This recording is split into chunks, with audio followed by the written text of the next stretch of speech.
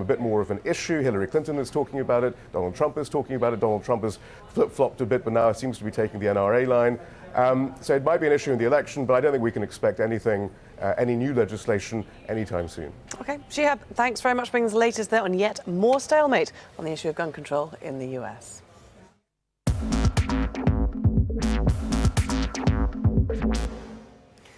Now, after weeks of often heated debate, Decision Day has arrived in Britain. Voters are choosing whether the UK should remain in the European Union or whether it should leave it.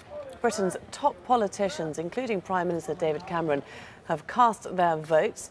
More than 46 million people are eligible to cast their ballots on Thursday. The results are expected to be coming in early on Friday morning. Let's cross over to our correspondent Emma Hayward. She is following the vote for us from London and sent us this update. Well, polling stations opened in the UK just after 7. Polling stations also open in Gibraltar as well. Now, it is reported that many polling stations have been busy with people queuing outside to get in. Among those who've already cast their vote is the British Prime Minister David Cameron, Scotland's First Minister Nicola Sturgeon, the leader of UKIP Nigel Farage, and also the Labour leader Jeremy Corbyn. Now, in all, about 46.5 million people are eligible to vote in this EU referendum. People are being asked one question, and that question is, should the United Kingdom remain a member of the European Union or leave the European Union?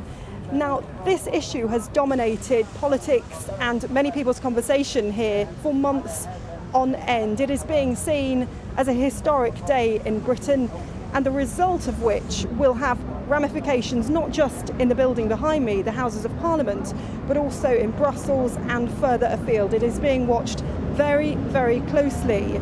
Results-wise, well, the polls close at 10 o'clock tonight.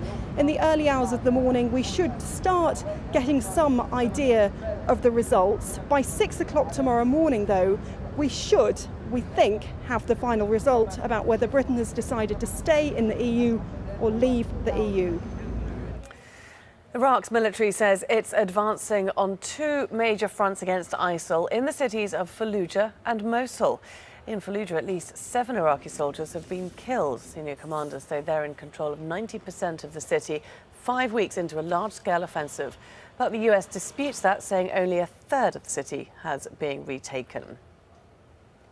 And thousands of refugees who've left Fallujah and surrounding remain in